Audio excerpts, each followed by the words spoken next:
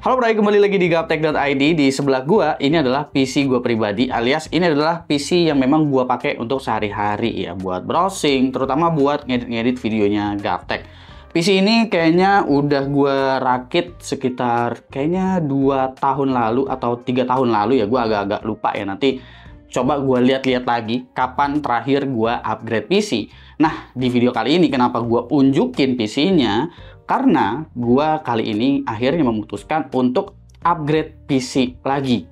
Apa aja yang bakalan gua upgrade? Padahal kan kalau kita bicara spesifikasi, PC gua ini bisa dibilang spesifikasinya belum tua-tua banget lah. Meskipun memang udah ada beberapa perubahan dari PC ini. Tapi perubahannya itu downgrade sebetulnya. Karena sebelumnya PC ini tuh pakai RTX 3080, tapi 3080-nya itu udah sempat gua jual dan akhirnya untuk sementara gua pakai RTX 2060 Founders Edition terlebih dahulu.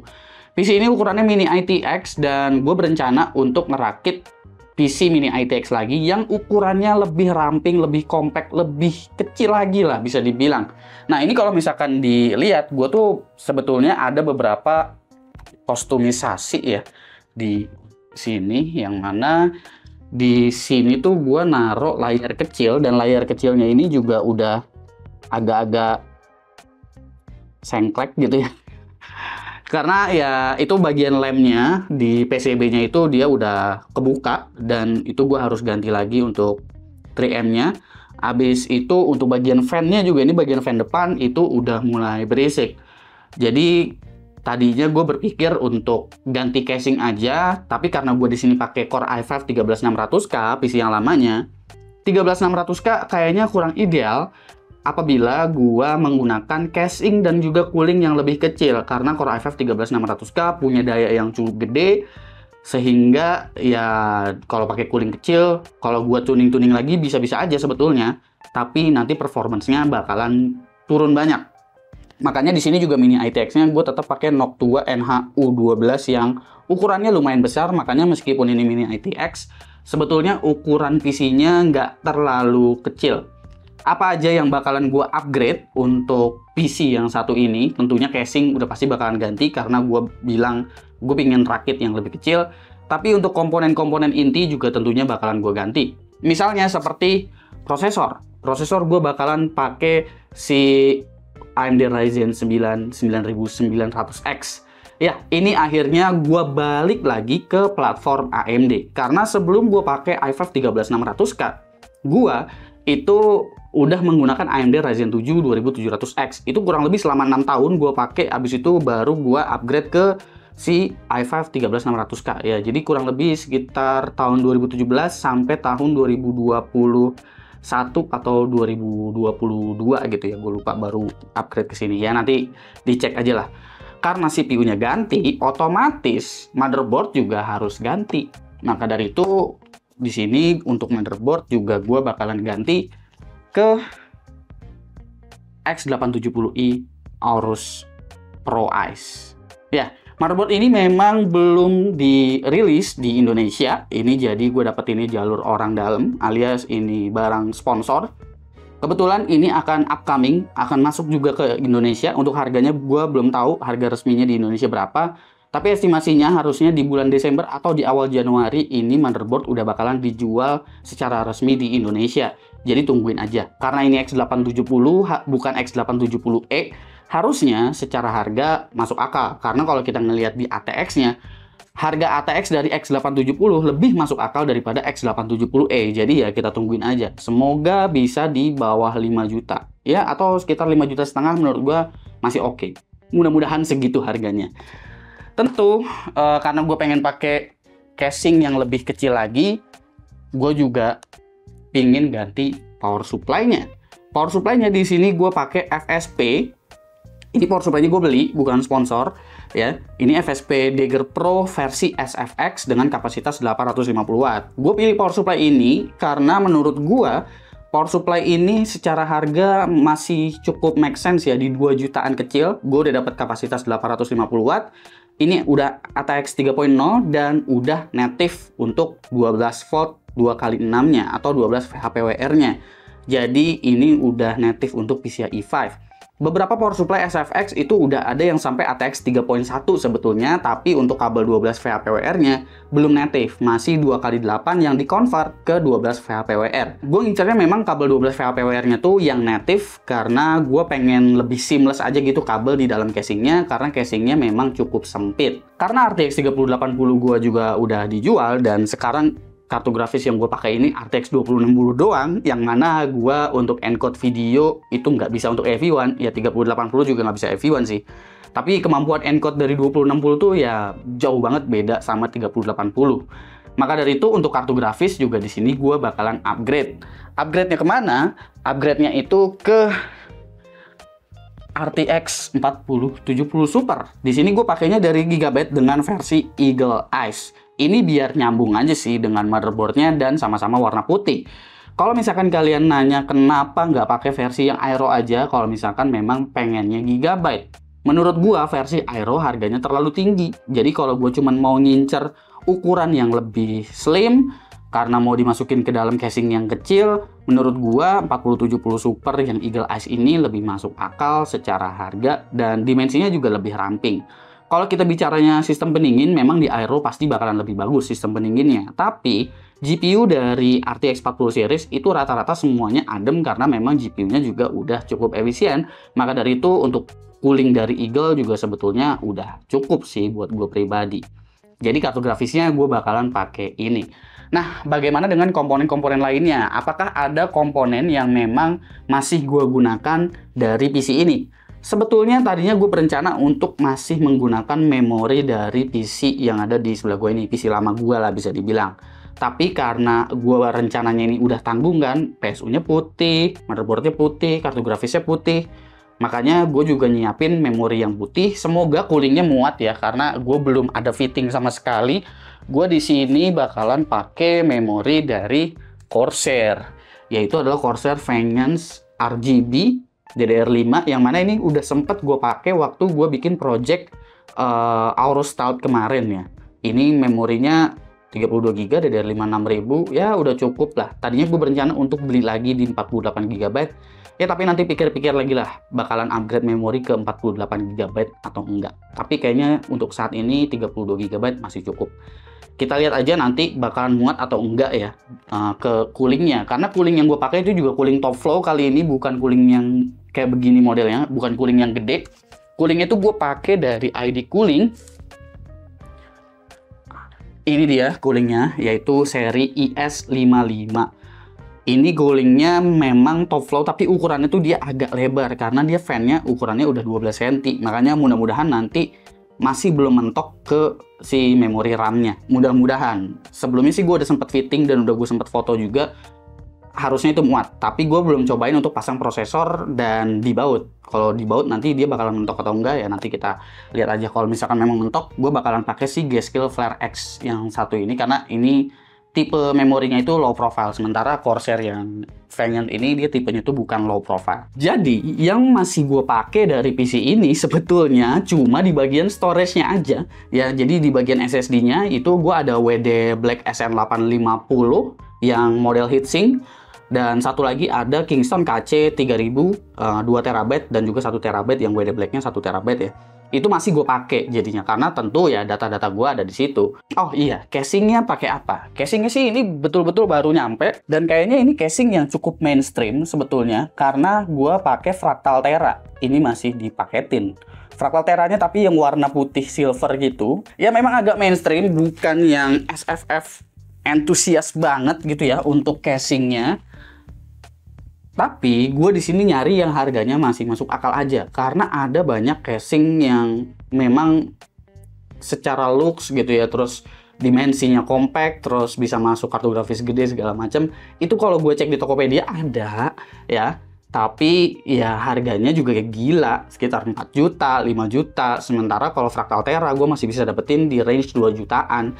Yang mana itu masih masuk dalam budget upgrade gua. Ditambah lagi budget upgrade gue juga sebetulnya nggak besar-besar banget, karena ya sebagian komponen seperti kartu grafis dan juga motherboard itu memang disupport sama Gigabyte sebagai sponsor memang. Untuk CPU juga kenapa gue nggak pakai 9800X3D? Karena ya menurut gua 9800 X3D itu bukan CPU yang jelek, itu CPU yang bagus banget. Tapi harga di Indonesia saat ini cukup tergoreng, bahkan bisa menyentuh hampir ke 9 juta ya, 8 juta gede gitu. Bahkan ada yang jual di 9 juta kecil. Menurut gua kalau harganya segitu akan lebih masuk akal jika gua memutuskan untuk ambil Ryzen 9 9900X. Meskipun kemampuan gamingnya memang nggak sekencang itu, tapi skenario penggunaan gua juga nggak terlalu banyak bermain game, ditambah lagi gue juga nggak main game di resolusi 1080p. Jadi kayaknya 9900X paling masuk akal. Dan 9900X juga dijinakin panasnya gampang. Gue tinggal pasang PBO aja, nanti PBO enhancement maksudnya ya, bukan PBO yang biasa. Itu gue udah bisa ngademin si 9900X dengan cooling yang kecil. Nanti kita lihat aja. Oke, kondisi PC-nya gue bikin kayak gini nih ya, PC lama gue apa adanya aja, jadi memang masih kotor-kotor begini. Ini udah sekitar 1 tahunan kayaknya nggak gue bersihin, tapi bagian dalamnya menurut gue masih cukup oke sih. Ya nanti tinggal bongkar-bongkar aja, kita ambil SSD-nya, lalu kita pasang ke PC yang baru, biar kita upgrade.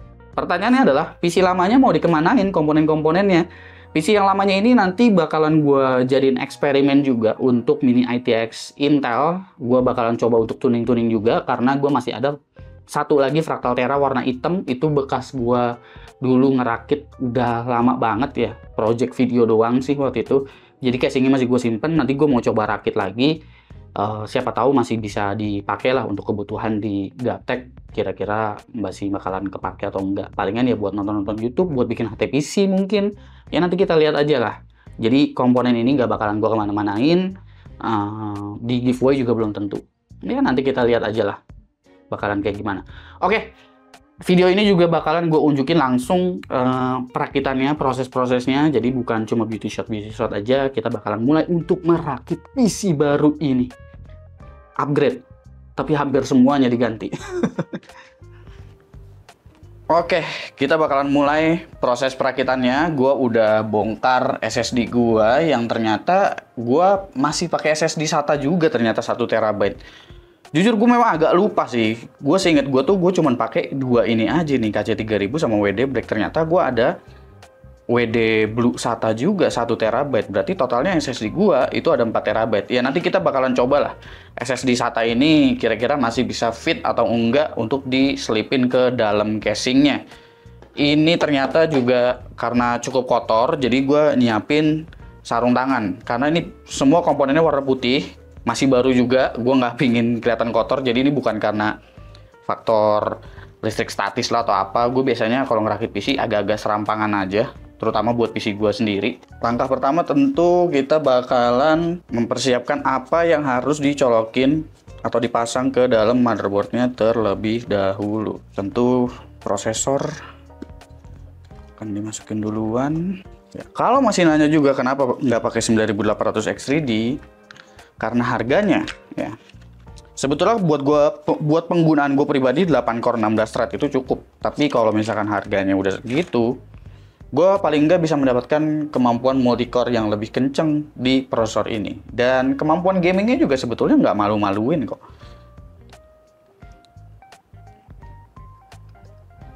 Kita pasang.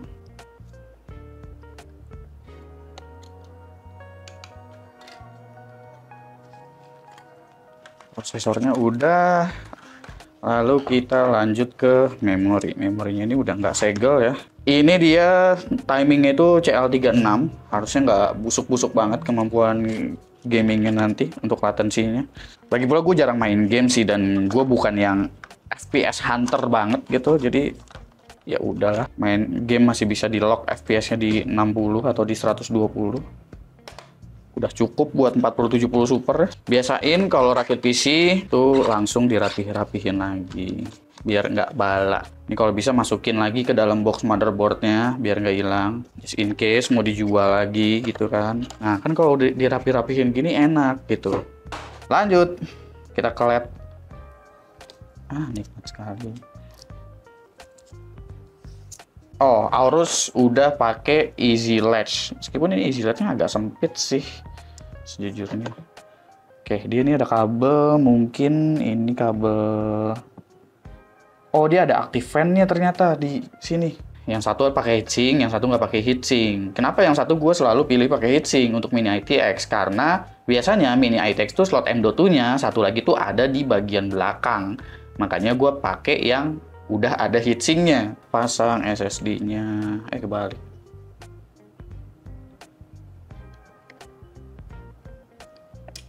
Aduh, masang SSD zaman sekarang enak banget. Tadi gue ngebongkar, itu baut semua slot M.2 di motherboard lama gue.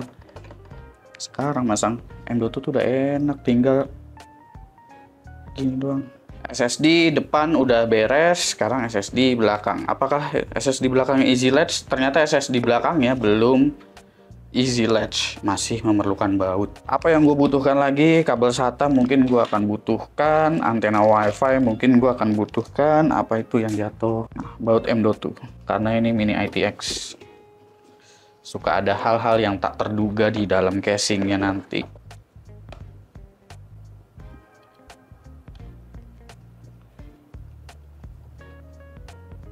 Jadi di bagian belakang kita dapat SSD yang udah berheatsink juga, karena semuanya di sini NVMe PCIe Gen 4, jadi cukup butuh lah yang namanya heatsink. Ini kita sekalian fitting, jadi cooling tuh langsung dipasang. Mudah-mudahan muat. Pastiin baca installation guide. Thermal paste sih kayaknya gua nggak pakai thermal paste yang aneh-aneh ya, pakai thermal paste bawaan dari ini aja juga udah cukup sebetulnya. Gue tuh pakai Kingpin KPX cuma untuk test bed biasanya. PC gua harian tuh thermal paste ID cooling aja udah cukup, atau pakai Arctic MX4 juga udah cukup. Itu pun gua bisa repaste-nya mungkin 2 tahun sekali ya.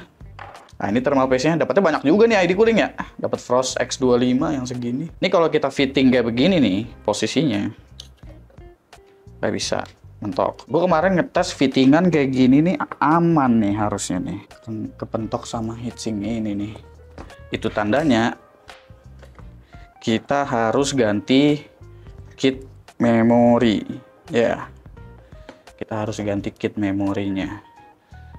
Berhubung ternyata memorinya ini nggak muat, setelah di fitting ya kita mau nggak mau harus ngambil memori dari PC lama. Ternyata PC lama gua masih ada komponen yang dipakai lagi. Nah, ini dia memori dari PC lama gua.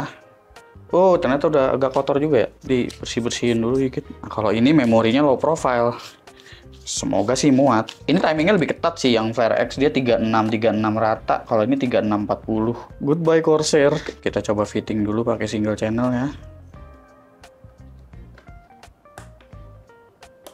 Nah, ini cakep. Ini baru napak nih. Oh, gini nih. Nah, gini nih. Gini dapet nih. Gini dapet nih. Tuh. Ini kalau misalkan pakai Corsair nggak muat ya begini dia. Oh iya, nggak dapet deh kalau pakai Corsair. Nggak dapet deh, ketinggian. Harusnya fangensnya yang bukan RGB. Untung ini memori gue bukan boleh beli. Kalau boleh beli, kagak bisa dituker.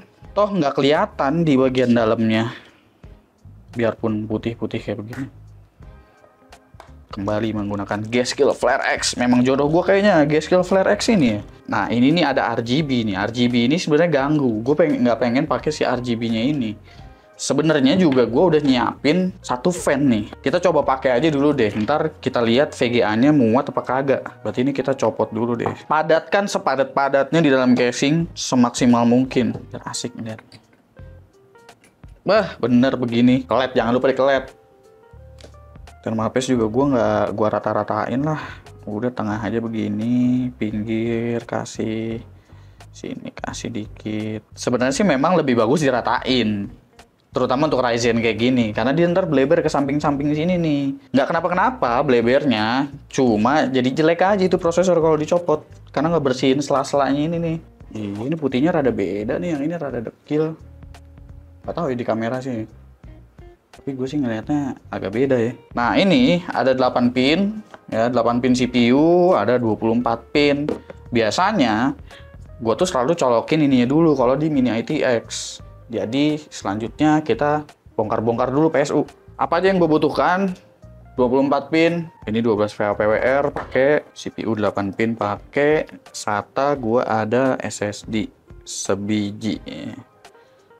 pakai. Sebenarnya kalau mau kecil lagi ada namanya flex ya. Flex power supply, itu lebih kecil lagi.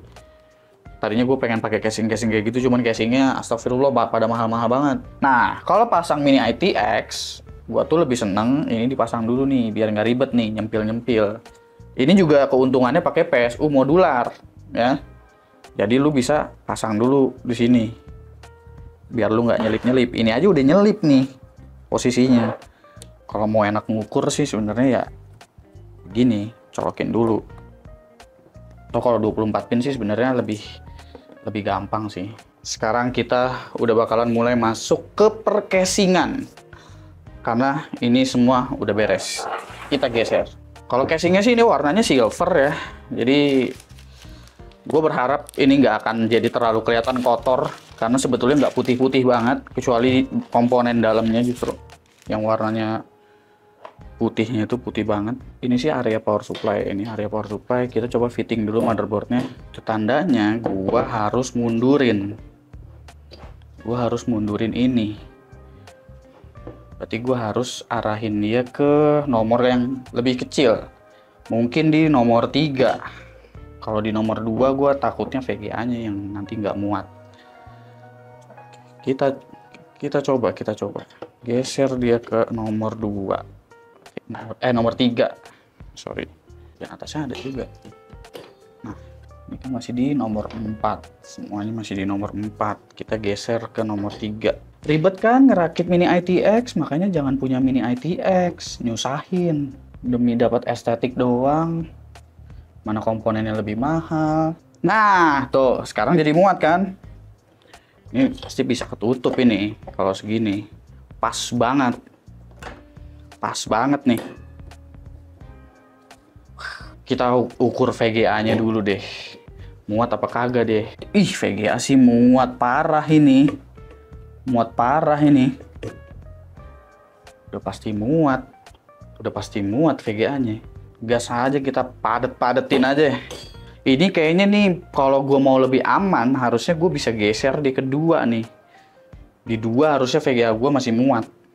Gue geser kedua aja biar kipas gue makin aman, biar nggak dikomentarin netizen ya kan. Gue kendorin lagi dikit kan. Nah, kan jadi mendelep tuh deh sedikit. Ini kalau ditutup bakalan lebih cakep nih. Tuh, jauh. VGA gue pasti masih muat. Udah pasti. Nggak bakalan gue cek. Oke, PSU udah terfitting dengan benar. Gue tinggal bautin. Dan gue kayaknya harus ngecas kamera gue dulu nih, karena sisa 7% lagi.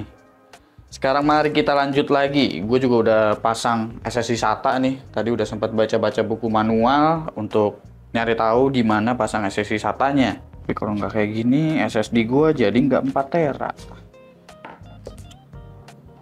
Soalnya gue lupa. Ternyata SSD gue tuh nggak ada yang dipartisi sama sekali. Jadi semuanya ada 1 tera, 1 tera, 2 tera. Totalnya 4 tera. Gue pikir tuh 3 terabyte dan yang 2 terabyte-nya tuh gue partisi. Ternyata gue masih ada SSD SATA. Kemarin tuh yang pakai 4060 LP tuh gue nggak pakai SATA sama sekali. So. Full NVMe. Kalau full NVMe enak cablingnya.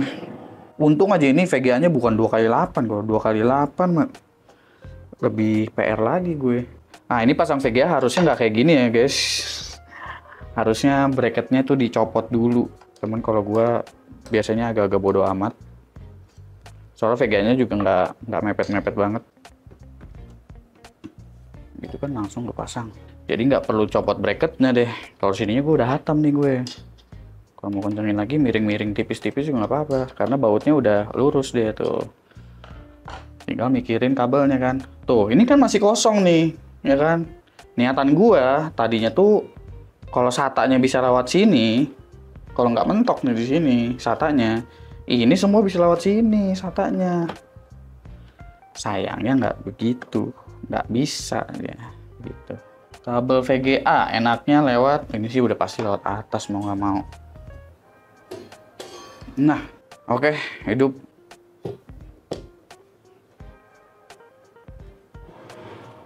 sekarang kita bakalan beres-beres dulu, habis itu kita lanjut ngebahas lagi kira-kira PC ini seperti apa. Let's go. Ya, PC-nya udah dirakit dan ini udah selang beberapa hari sih dari video perakitan yang sebelumnya kalian lihat, karena setelah gua ngerakit itu gua langsung harus beres-beresin deadline dan juga kerjaan-kerjaan gua terlebih dahulu ya. Jadi intinya sih PC-nya ini secara look sebetulnya menurut gua udah cukup sesuai dengan ekspektasi, tapi ada beberapa hal aja sih seperti di bagian kartu grafisnya yang justru malah di bagian kartu grafisnya ini lebih kelihatan putih sendiri ketimbang komponen-komponen yang lainnya. Jadi gua ngerasa di bagian motherboardnya itu cocok banget, matching banget, tapi ini meskipun sama-sama putih, ternyata di bagian depannya ini si versi Eagle agak sedikit lebih putih. Cuma ya nggak masalah lah. Untuk penampilannya setelah dirakit kurang lebih seperti ini, jujur ya gue suka-suka aja sih, karena sekarang di setup gue itu bisa kelihatan lebih ringkes lagi. Ya meskipun setup gue belum diberesin, makanya gue belum berani untuk nge-shot lagi kondisi setup gue itu seperti apa, berantakan banget. Mungkin nanti awal tahun lah baru gue bakalan rapih-rapih lagi setup gue dirubah menjadi seperti apa. Karena ya seperti yang kalian tahu, gue sekarang syuting ini ada di lantai atas ya, lebih banyaknya. Ini lokasi memang khusus untuk syuting doang. Sementara di bawah itu berantakan banget karena terbengkalai sama testbed dan juga laptop-laptop yang memang lagi dites. Kurang lebih kayak begitu. Nah, apa aja yang dituning dari PC yang udah gue rakit, yang udah gue upgrade ini? Yang pertama itu OS. OS di sini gue nggak melakukan install ulang sama sekali. Setelah gue coba, ternyata langsung bisa booting secara normal. Gue tinggal uninstall aja semua driver chipset, karena sebelumnya itu pakai Intel ya. Habis itu driver GPU juga gue uninstall juga. Jadi gue reinstall lagi, semua gue uninstall pakai DDU dan bisa berjalan lancar. Untuk yang dituningnya itu gue hanya tuning di bagian CPU dan memori. Untuk bagian GPU gue nggak melakukan undervolting sama sekali, karena menurut gue temperatur dari si RTX 4070 Super-nya ini masih termasuk adem buat gue pribadi ya. Ya sekitar 70-an derajat Celcius, itu pun kalau lagi full load. Sementara 4070 Super yang ada di PC ini juga jarang banget sih bakalan full load karena main gamenya juga memang jarang. Nah untuk CPU itu gue tuningnya juga simpel-simpel aja. Gue hanya menggunakan PBO enhancement yang ada di BIOS profilnya. Itu gue aktifin dengan Curve Optimizer minus 40. Beruntungnya gue bisa menggunakan Curve Optimizer minus 40 untuk Ryzen 9 9900X yang gue beli ini. Jadi gue bisa set dia temperatur limitnya pada presetnya itu di 70 derajat Celcius. Menariknya adalah ketika gue tes menggunakan Cinebench R23, Ryzen 9 9900X-nya ini masih bisa mendapatkan performa yang sesuai dengan performa default dari Ryzen 9 9900X, yaitu di angka sekitar 32 ribuan untuk multicore-nya. Jadi gue bisa mendapatkan temperatur yang adem banget di 70 derajat Celcius dengan cooling yang sangat-sangat kecil seperti ini. Ini sebuah Ryzen 9 9900X dengan 12 core 24 thread loh. Kalau kalian cari-cari reviewnya, Ryzen 9 9900X itu memang multicore-nya ada di angka sekitaran 32 ribuan lah, paling tinggi 32 ribu. Dan target gue memang nggak meningkatkan performa dari 9900X-nya. Melainkan gue bisa mendapatkan temperatur yang memang ideal di dalam casing PC sekecil ini. Maka dari itu untuk tuningannya ini menurut gue udah sangat-sangat ideal dan udah beberapa hari ini gue pakai nggak ada kendala dan crash sama sekali. Lalu di bagian memori juga ada tuning, tapi tuningnya ini bukan overclocking memori, melainkan ialah tuning di bagian timing memorinya. Baik itu main timing dan juga bagian sub timingnya. Ini gunanya sebetulnya ialah untuk memperpendek si latensi dari memorinya itu sendiri. Karena Ryzen 9 9900X itu kan latensinya besar karena dia punya 2 CCD. Jadi gue perketat timingnya. Ketatnya juga nggak terlalu ketat-ketat banget karena memorinya memang nggak sebagus itu juga. Jadi gue cuma pakai di CL30 3332 gitu ya. Agak berantakan memang timingnya, tapi itu yang bisa gue jalankan untuk harian. Sementara untuk sub timingnya kalian bisa lihat sendiri seperti ini. Memori yang gue pakai itu IC-nya Samsung, jadi memang berbeda sekali cara tuningnya dengan DDR5 dari Hynix.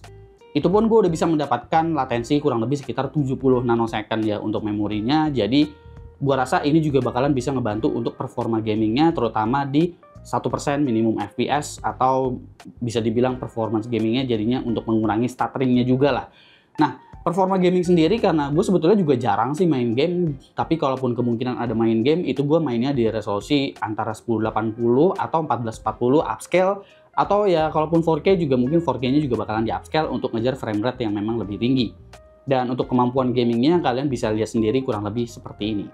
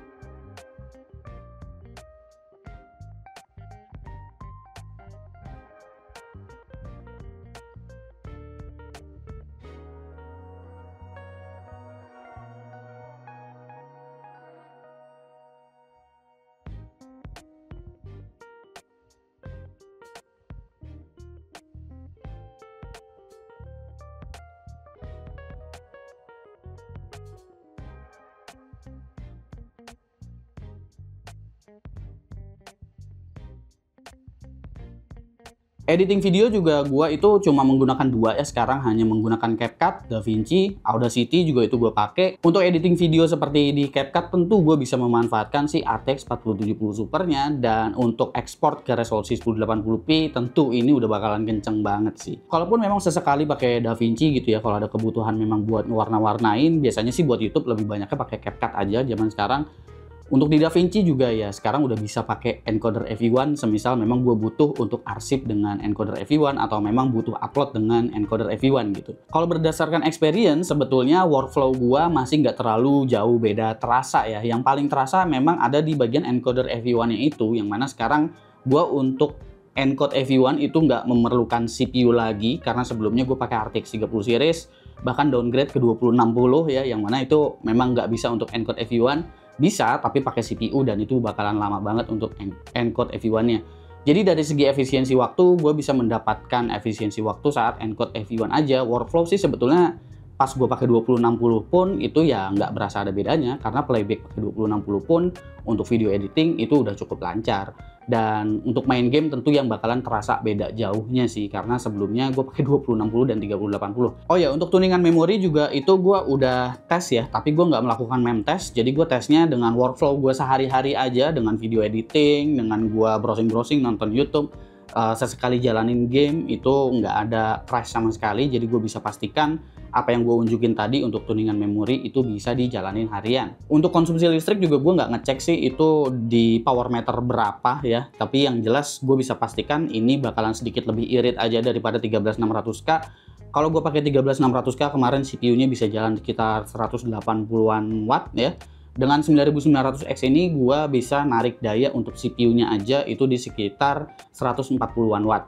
Karena dia udah dikasih curve optimizer jadi sedikit lebih rendah juga. Tapi kan GPU-nya juga sedikit lebih tinggi. Ya cuman ini nggak separah waktu gua pakai 3080 lah. Jadi gue nggak ngecek di power meter kayak gimana, karena gue juga nggak terlalu memperdulikan juga nanti kenaikan listrik atau penurunan listriknya itu seperti apa. Karena yang gue incer itu bukan soal bayar listriknya dalam upgrade PC kali ini, melainkan ya sekedar gue pingin PC yang memang kesannya upgrade, tapi dari segi ukuran itu jadi jauh lebih kecil. Dari segi budget juga gue belum tahu berapa ya totalnya, karena gue belum hitung. Tapi setelah gue tag video ini, itu harga motherboard yang gue pakai, si X870i Aorus Pro Ice-nya, itu sekarang udah ada resmi di Indonesia ternyata dengan harga sekitar 6,6 juta rupiah, belum termasuk voucher diskon di marketplace. Jadi kemungkinan kalian bisa dapetin motherboardnya dengan harga sekitar 6 jutaan untuk X870i. Harga 6 juta kecil ya mungkin 6 juta pas kalau dengan voucher ya. itu sebetulnya sedikit lebih murah daripada B650i Aorus Ultra saat itu, karena B650i Aorus Ultra itu dibanderol dengan harga sekitar 6,5 juta kalau nggak salah. Jadi untuk S870 sebetulnya ada penyesuaian harga dari si Gigabyte Aorus, tapi mungkin kalau misalkan ini bisa diturunin lagi ke sekitar 5 jutaan, gua rasa bakalan jauh lebih worth it lagi, mengingat nama yang disandang sekarang ialah chipsetnya X870. Ya meskipun X870-nya di sini tentu nggak memiliki full fitur ya di bagian internal I/O, terutama karena form factor-nya yang memang kecil. Ingat sekali lagi ini Mini ITX. Tapi paling nggak motherboard ini tuh bisa memberikan banyak rear I/O lah, dan menurut gue itu menarik ya, karena total masih ada 8 USB dengan 2 USB 4 di bagian belakangnya. Ya bagian depannya sih casingnya menurut gue agak sedikit sih front I/O-nya jujur aja, karena ya ini cuma ada berapa, satu USB A dan satu USB Type C aja, karena biasanya gua untuk USB Type A tuh di depan ada 2, USB Type C ada 1, dan masih tersedia audio jack, tapi untuk casing yang satu ini nggak ada. Dan untuk casingnya juga ini dia nggak ada dust filter sama sekali, dan gue juga di studio bawah itu sebetulnya lumayan kotor dan gampang berdebu gitu ya, jadi kemungkinan gue bakalan harus sering-sering buka dan bersihin dikit-dikit gitu, karena ya nggak ada dust filternya. Semuanya memang harus langsung dibuka seperti ini airflow-nya, dan harus buru-buru dibuang keluar panasnya ya untuk casing yang sekecil ini. Agak jarang juga sih casing yang memang rapat-rapat kayak begini tuh dikasih dust filter, karena ya biar panasnya biar bisa kebuang lebih cepat. Oke, kurang lebih segitu sih yang bisa gua bahas untuk upgrade PC gua kali ini. Ini berarti tandanya gua udah, karena gue tadi udah cek itu udah tepat 2 tahun lebih dikit sih, karena ini udah masuk ke Desember. Jadi udah 2 tahun kurang lebih gue menggunakan Intel Core i5 13600K. Tadi gue kayaknya ada sebut Core i9 enggak sih? Ya Core i5 13600K selama 2 tahun, dan akhirnya gue balik lagi menggunakan platform AMD. Kira-kira dalam soket AM5 ini gue bisa bertahan berapa lama nih? Coba kalian prediksiin ya di kolom komentar di bawah. Jangan lupa subscribe, gue Suki, dan seperti biasa sampai jumpa di lain kesempatan.